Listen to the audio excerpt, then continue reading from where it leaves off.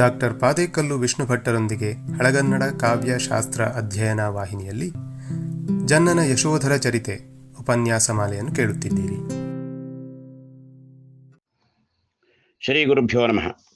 ಜನ್ನ ಕವಿಯ ಯಶೋಧರ ಚರಿತೆಯ 4ನೆಯ ಅವತಾರದ 48ನೆಯ ಪದ್ಯ ಈ ರೀತಿಯಲ್ಲಿದೆ. ಇವರಾರೆಂದಿರ್ದಪೆನೀನ್ ಭುವನತ್ರಯ ತಿಳಕ ರಮಳ ಸದ್ಬೋಧ ಸುಧಾರ್ಣವ ಪೂರ್ಣಚಂದ್ರರ್ ಅವನತ ದಿವಿಜನರೋರಗರನನ್ಯ ಸಾಮಾನ್ಯ ಗುಣರ್. ವಿಂಗಡಿಸಿ ಓದೋಣ. ಇವರ್ ಆರ್ ಎಂದು ಇರ್ದಪೆ ನೀನ್. ಇವರಾರೆಂದಿರ್ದಪೆ ನೀನ್. ಭುವನ ತ್ರಯ ತಿಳಕರ್ ಅಮಳ ಸದ್ ಬೋಧ ಸುಧಾ ಅರ್ಣವ ಪೂರ್ಣಚಂದ್ರರ್. ಭುವನತ್ರಯ ತಿಳಕರ್ ಅಮಳ ಸದ್ಬೋಧ ಸುಧಾರ್ಣವ ಪೂರ್ಣಚಂದ್ರರ್ ಅವನತ ದಿವಿಜ ನರ ಉರಗರ್ ಅನನ್ಯ ಸಾಮಾನ್ಯ ಗುಣರ್. ಇಲ್ಲಿ ಈ ಕಲ್ಯಾಣ ಮಿತ್ರನೆಂಬ ಪರದ ಯಶೋಮತಿಗೆ ಈ ಮುನಿ ಯಾರು ಎಂಬುದನ್ನು ವಿವರಿಸ್ತಾ ಇದ್ದಾನೆ. ಯಾರು ಅಂದರೆ ಎಂತಹವನು ಮುನಿ, ಅಸಾಮಾನ್ಯನಾದಂತಹ ವ್ಯಕ್ತಿ. ಯಾರೋ ಒಬ್ಬ ಸಾಮಾನ್ಯ, ಕಶ್ಚಿತ್ ಒಬ್ಬ ದಿಗಂಬರ ಬಂದು ನನ್ನ ಬೇಟೆಯನ್ನು ಕೆಡಿಸಿದ ಎಂಬುದಾಗಿ ನೀನು ಭಾವಿಸಿಕೊಂಡು ಏನೇನೋ ಮಾಡಲು ಹೊರಟಿದ್ದೀಯಷ್ಟೇ. ಹಾಗಲ್ಲ, ಇವರು ಯಾರು ಎಂಬುದನ್ನು ನಾವು ಸರಿಯಾಗಿ ತಿಳಿದುಕೊಳ್ಬೇಕು. ನಾನು ಹೇಳ್ತೇನೆ ಎಂಬುದಾಗಿ ಕಲ್ಯಾಣ ಮಿತ್ರ ಹೇಳ್ತಾ ಇದ್ದಾನೆ. ಇವರ್ ಈ ಮುನಿಗಳು, ಆರ್ ಯಾರು, ಎಂದು ಇರ್ದಪೆ ಎಂದು ಇದ್ದೀಯಾ. ಇರ್ದಪೆ ಅಂದ್ರೆ ಇದ್ದೀ ಎಂಬ ಅರ್ಥ. ಇವರಾರೆಂದಿರ್ದಪೆ ಇವರು ಯಾರು ಎಂಬುದಾಗಿ ಯೋಚಿಸುತ್ತಿದ್ದೀ ಎಂಬ ಅರ್ಥ. ಇವರಾರೆಂದು ತಿಳಿದಿದ್ದೀ, ಇವರು ಯಾರು ಎಂಬುದಾಗಿ ನಿನ್ನ ಯೋಚನೆ. ಇರ್ದಪೆ ನೀನ್ ಇರ್ದಪೆ ನೀನ್ ಇವರಾರು ಎಂದಿರ್ದಪೆ ಅಂದ್ರೆ ನೀನು ಇವರು ಯಾರೆಂಬುದಾಗಿ ಯೋಚಿಸಿದ್ದೀ. ನಾನು ಹೇಳ್ತೇನೆ ಕೇಳು. ಭುವನತ್ರಯ ತಿಳಕರ್. ಭುವನತ್ರಯ, ಭುವನ ಅಂದ್ರೆ ಲೋಕ ಎಂಬ ಅರ್ಥ. ಭುವನತ್ರಯ, ಭವನ ಬೇರೆ ಭುವನ ಬೇರೆ. ಭವನ ಅಂದ್ರೆ ಕಟ್ಟಡ ಎಂಬರ್ಥ, ಮನೆ ಎಂಬರ್ಥವೂ ಉಂಟು. ಅಥವಾ ರಾಜರೇ ಮೊದಲಾದಂತಹವರ ವಿಶೇಷವಾದಂತಹ ಕಟ್ಟಡಗಳಿಗೆ ಭವನ ಎಂಬುದಾಗಿ ಹೆಸರು. ಭುವನತ್ರಯ, ಭುವನ ಅಂದ್ರೆ ಲೋಕ. ಭುವನತ್ರಯ, ತ್ರಯ ಅಂದ್ರೆ 3 ಎಂಬರ್ಥ. 3ರ ಗುಂಪಿಗೆ ತ್ರಯ ಎಂಬುದಾಗಿ ಹೇಳುವುದು. ಮೇಲು ಲೋಕ, ಮಧ್ಯಲೋಕ ಮತ್ತು ಕೆಳಗಿನ ಲೋಕ. ಭೂಲೋಕ ನಾವು ಇರುವಂತಹ ಲೋಕ. ನಮಗೆ ಊರ್ಧ್ವಲೋಕ ಒಂದು. ಊರ್ಧ್ವಲೋಕ ಅಂದ್ರೆ ಮೇಲಿನ ಲೋಕ. ಅಧೋಲೋಕ ಅಂದ್ರೆ ಕೆಳಗಿನ ಲೋಕ. ಇದಕ್ಕೆ ಸ್ವರ್ಗ, ಮರ್ತ್ಯ, ಪಾತಾಳ ಎಂಬುದಾಗಿಯೂ ಹೇಳುವಂತಹದ್ದುಂಟು. ಸ್ವರ್ಗ ಮೇಲೆ ಎಂಬುದಾಗಿ ಸಾಮಾನ್ಯವಾದಂತಹ ಕಲ್ಪನೆ. ಮರ್ತ್ಯಲೋಕ ನಮ್ಮದು. ಮರ್ತ್ಯ ಅಂದ್ರೆ ಮಣ್ಣಿಗೆ ಸಂಬಂಧಪಟ್ಟದ್ದು ಎಂಬ ಅರ್ಥ. ಮೃತ್ ಅಂದ್ರೆ ಮಣ್ಣು, ಮೃತ್ಪಿಂಡ ಮಣ್ಣಿನ ಮುದ್ದೆ. ಮೃತ್ ಮರ್ತ್ಯಲೋಕ. ಆಮೇಲೆ ಕೆಳಗಿನದು ಪಾತಾಳ ಲೋಕ ಎಂಬುದು. ಹೀಗೆ 3 ಲೋಕ ಎಂಬಂತಹ ಕಲ್ಪನೆ ಉಂಟು. ಚತುರ್ದಶ ಭುವನ ಎಂಬ ಕಲ್ಪನೆಯೂ ಇದೆ. ಅಲ್ಲಿ 14 ಲೋಕಗಳು. ಊರ್ಧ್ವಲೋಕಗಳು 7, ಅಧೋಲೋಕಗಳು 7, ಒಟ್ಟು 14 ಲೋಕಗಳು ಎಂಬ ಈ ಕಲ್ಪನೆಯೂ ಇದೆ. ಅದು ಜೈನರಲ್ಲಿ ಮತ್ತು ವೈದಿಕ ಪುರಾಣಗಳ ಕಲ್ಪನೆಯು ಸಾಮಾನ್ಯವಾಗಿ ಒಂದೇ ಇದೆ. 3 ಲೋಕ, 14 ಲೋಕ ಇತ್ಯಾದಿ. ಜೈನರಲ್ಲಿ ಲೋಕಾಕಾರದ ಕಲ್ಪನೆ ಸ್ವಲ್ಪ ವಿಶಿಷ್ಟವಾಗಿದೆ. ಯಾವುದರ ಅನಂತರ ಯಾವುದು, ಹೇಗೆ, ಏನು ಎಂಬಂತಹ ವಿಷಯಗಳೆಲ್ಲ ಅಲ್ಲಿ ಬರ್ತವೆ. ಲೋಕಾಕಾರ ಇರಲಿ. ಭುವನತ್ರಯ 3 ಲೋಕಗಳ ತಿಳಕರ್. ತಿಲಕ ಅಂದ್ರೆ ಬೊಟ್ಟು ಎಂಬರ್ಥ. ಈಗ ಮುಖದಲ್ಲಿ ಬೊಟ್ಟಿಟ್ಟರೆ ಆ ಬೊಟ್ಟು ನಮಗೆ ಮುಖದಲ್ಲಿ ಎದ್ದು ಕಾಣುವಂತಹದ್ದು, ಅಂದ್ರೆ ಅದುವೇ ಮುಖ್ಯವಾಗಿ ಕಾಣುವಂತಹದ್ದು, ಶೋಭೆಯನ್ನು ಹೆಚ್ಚಿಸುವಂತಹದ್ದು ಎಂಬರ್ಥ.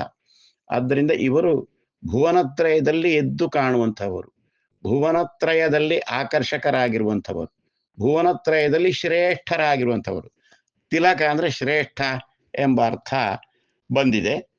ಭುವನತ್ರಯ ತಿಲಕರ್ ಅಂದ್ರೆ ಮೂರು ಲೋಕಗಳಲ್ಲಿಯೂ ಶ್ರೇಷ್ಠರಾದವರು ಎಂಬರ್ಥ. ಮೂರು ಲೋಕಗಳಲ್ಲಿ ಇಡೀ ಮೂರು ಲೋಕಗಳನ್ನು ನೋಡಿದರೆ ಇವರೇ ಎದ್ದು ಕಾಣುವಂಥವರು. ಇಡೀ ಮುಖದಲ್ಲಿ ಹೇಗೆ ತಿಲಕ ಎದ್ದು ಕಾಣ್ತದೆಯೋ ಹಾಗೆಯೇ ಮೂರು ಲೋಕಗಳಲ್ಲಿ ಇವರೇ ಎದ್ದು ಕಾಣುವಂಥವ್ರು. ಎದ್ದು ಕಾಣುವುದು ಯಾರು? ಪ್ರಧಾನ ಪ್ರಮುಖ ವ್ಯಕ್ತಿ ಎದ್ದು ಕಾಣ್ತಾನೆ ಎಂಬ ಆ ಅರ್ಥದಲ್ಲಿ. ಭುವನತ್ರಯ ತಿಲಕರ್, ತಿಲಕ ತಿಳಕ, ಲಕಾರ ಕೆಳಕಾರ ಕ್ಷಳ ಪ್ರಯೋಗ, ಭುವನತ್ರಯ ತಿಲಕರೇ ಇವರು.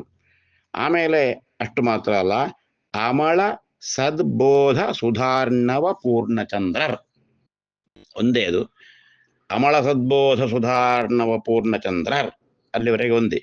ಅಮಳ ಅಂದ್ರೆ ಮಲರಹಿತವಾದ, ಅಮಳ ಅಂದ್ರೆ ಕೊಳೆ ಇಲ್ಲದ ಎಂಬ ಅರ್ಥ. ಮಲ ಅಂದ್ರೆ ಕೊಳೆ, ಕೆಡುಕು ಕೆಟ್ಟದು ಎಂಬ ಅರ್ಥ. ಅಮಳ ಅಂದ್ರೆ ಪರಿಶುದ್ಧವಾದ ಅಂತ ಅರ್ಥ. ಮಲ ಇಲ್ಲದ, ಕೊಳೆ ಇಲ್ಲದ ಅಂತ ಹೇಳಿದ್ರೆ ಪರಿಶುದ್ಧವಾದ ಅಂತ ಅರ್ಥ. ಅಮಳ ಸದ್ಬೋಧ, ಸತ್ ಉತ್ತಮವಾದ, ಬೋಧ ಜ್ಞಾನ ಎಂಬರ್ಥ, ಸರಿಯಾದಂತಹ ಜ್ಞಾನ, ಸದ್ಬೋಧ.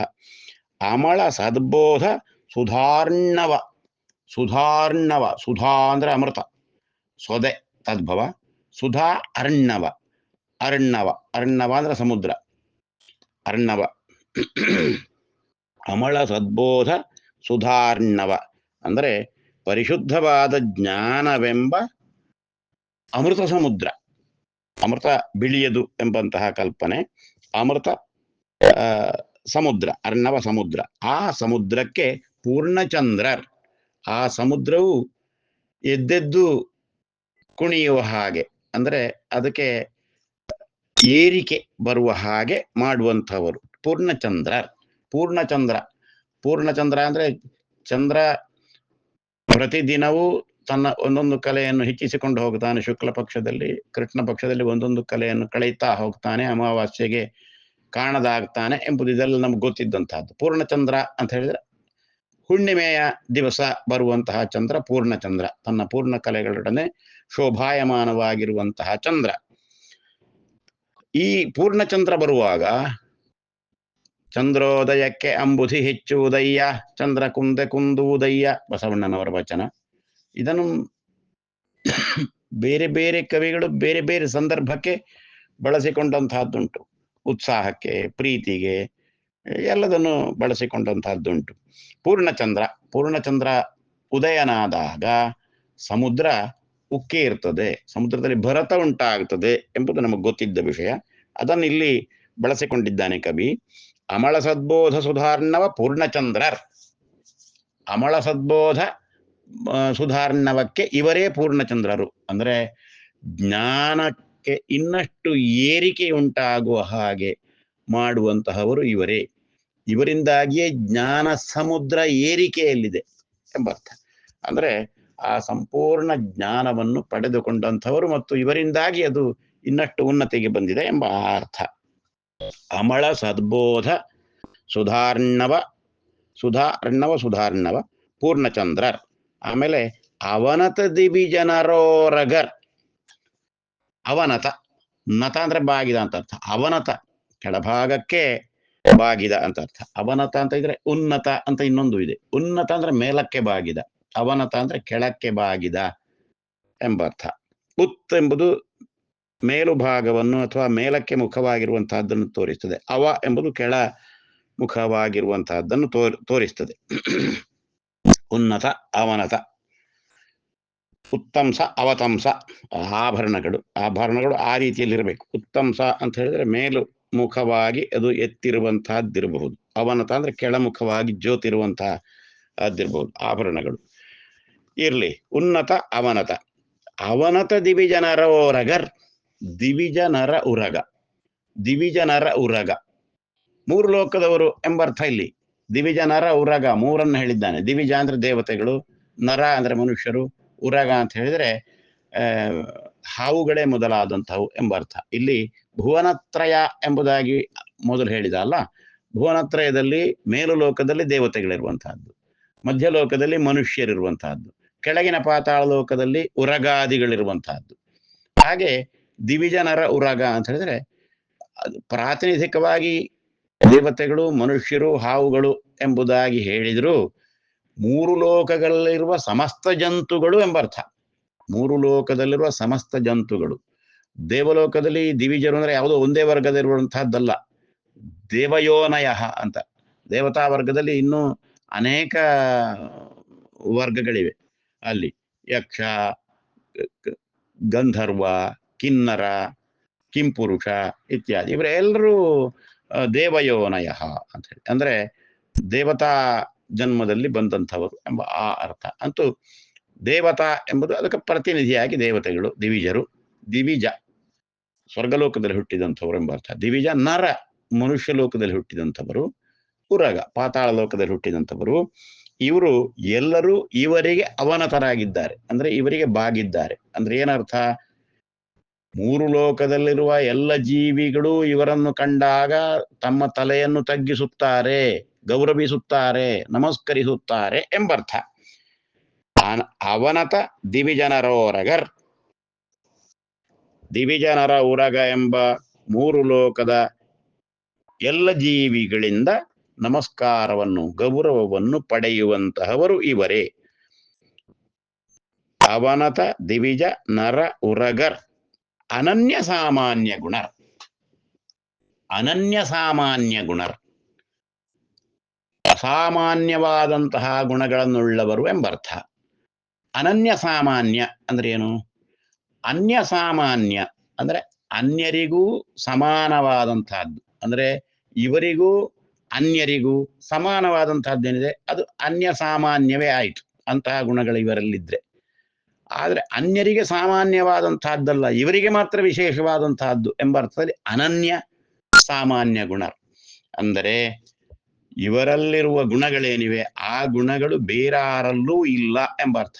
ಅನನ್ಯ ಸಾಮಾನ್ಯವಾದ, ಅನ್ಯರಿಗೆ ಸಾಮಾನ್ಯವಲ್ಲದ, ಇನ್ನೊಬ್ಬರಿಗಿಲ್ಲದ, ಬೇರೆಯವರಾರಿಗೂ ಇಲ್ಲದ ಅನನ್ಯ ಸಾಮಾನ್ಯವಾದ ಗುಣವನ್ನುಳ್ಳವರು ಎಂಬರ್ಥ. ಇಲ್ಲಿ ಒಂದು ವ್ಯಾಖ್ಯಾನದಲ್ಲಿ ಅನನ್ಯ ಅಸಾಮಾನ್ಯ ಎಂಬುದಾಗಿ ಅದನ್ನು ವಿಂಗಡಿಸಿ ಅಸಾಮಾನ್ಯವಾದ ಗುಣಗಳನ್ನುಳ್ಳವರು ಎಂಬುದಾಗಿ ಅರ್ಥ ಹೇಳಿದೆ. ಅದರದು ಆ ದಾರಿ ಸರಿಯಾದಂತಹದ್ದಂತ ಎನ್ನಿಸುವುದಿಲ್ಲ. ಯಾಕೆಂದ್ರೆ ಅನನ್ಯ ಅಸಾಮಾನ್ಯ ಅಂದ್ರೆ ಅನನ್ಯ ಅಸಾಮಾನ್ಯ ಗುಣರಂತ ಹೇಳಬೇಕಾಗಿತ್ತು. ಅನನ್ಯ ಅಸಾಮಾನ್ಯ, ಅನನ್ಯ ಅಸಾಮಾನ್ಯ ಅಲ್ಲ, ಅನನ್ಯ ಸಾಮಾನ್ಯ. ಅನ್ಯರಿಗೂ ಇವರಿಗೂ ಸಮಾನವಾದ್ದಾದ್ರೆ, ಇನ್ನೊಮ್ಮೆ ಅದನ್ನು ಹೇಳ್ತಾ ಇರೋದು ನಾನು, ಅನ್ಯರಿಗೂ ಇವರಿಗೂ ಸಮಾನವಾದದ್ದಾದ್ರೆ ಅನ್ಯ ಸಾಮಾನ್ಯ ಆಯಿತು. ಅನ್ಯರಿಗೂ ಇವರಿಗೂ ಸಮಾನವಾದಂತಹದ್ದಲ್ಲ, ಇವರದೇ ಶ್ರೇಷ್ಠ, ಅನ್ಯರಿಗದಿಲ್ಲ ಅಂತ ಆದಾಗ ಅನನ್ಯ ಸಾಮಾನ್ಯ ಅಂತ, ಅಂದ್ರೆ ವಿಶೇಷ ಅಂತ ಅರ್ಥ. ಅನನ್ಯ ಸಾಮಾನ್ಯ ಅಂದ್ರೆ ವಿಶೇಷವಾದ, ಶ್ರೇಷ್ಠವಾದ, ಗೌರವಿಸತಕ್ಕ ಆ ರೀತಿಯ ಗುಣವನ್ನು ಉಳ್ಳವರು ಎಂಬುದಾಗಿ ಹೇಳ್ತಾನೆ. ಹಾಗೆ ಇಲ್ಲಿ ಈ ಮುನಿಗಳ ವಿಶೇಷತೆ ಏನು ಎಂಬುದನ್ನು ಆತ ಇಷ್ಟು ವಿಷಯಗಳಿಂದ ಹೇಳ್ತಾನೆ. ಇವರಾರೆಂದಿರ್ದಪೆ ನೀನ್ ಎಂಬುದಾಗಿ ಪ್ರಶ್ನೆ ಮೊದಲು. ಒಂದು ಭುವನತ್ರಯ ತಿಳಕರ್, ಆಮೇಲೆ ಅಮಳ ಸದ್ಬೋಧ ಸುಧಾರ್ಣವ ಪೂರ್ಣಚಂದ್ರರ್ 2, ಮೂರನೇದು ಅವನತ ದಿವಿಜನರೋರಗರ್, 4ನೇದು ಅನನ್ಯ ಸಾಮಾನ್ಯ ಗುಣರ್, ಕೊನೆಯದು ವಿಶೇಷವಾದ್ದು ಅನನ್ಯ ಸಾಮಾನ್ಯ ಗುಣವಿರುವುದರಿಂದಲೇ ದಿವಿಜ ನರ ಉರಗ ಇವರು ಅವನತರಾಗಿದ್ದಾರೆ. ಆಮೇಲೆ ಅವರಲ್ಲಿ ಅಮಳ ಸದ್ಬೋಧವ ಸುಧಾರ್ಣವ ಅವರೇ, ಅದಕ್ಕೆ ಪೂರ್ಣಚಂದ್ರರು ಅವರೇ.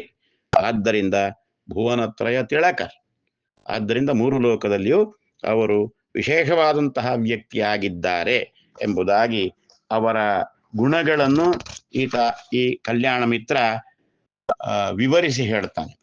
ಇಂತಹ ವ್ಯಕ್ತಿಯಲ್ಲಿ ನೀನು ಈ ಅಕೃತ್ಯವನ್ನು ಮಾಡಿದೆಯಷ್ಟೇ, ಹೀಗೆ ಅವರನ್ನು ಸೀಳಿ ಹಾಕ್ತೇನೆ ಎಂಬುದಾಗಿ ಖಡ್ಗವನ್ನೆತ್ತಿ ಹೊರಟದ್ದೇ ಅಪಚಾರ. ಇಂತಹ ಅಪಚಾರ ಮಾಡಿದಂತಹ ನೀನು ಇನ್ನೇನು ಮಾಡಬೇಕು ಎಂಬುದನ್ನು ಮುಂದಿನ ಪದ್ಯದಲ್ಲಿ ಕಲ್ಯಾಣ ಮಿತ್ರ ಹೇಳ್ತಾ ಇದ್ದಾನೆ. ನಮಸ್ಕಾರ.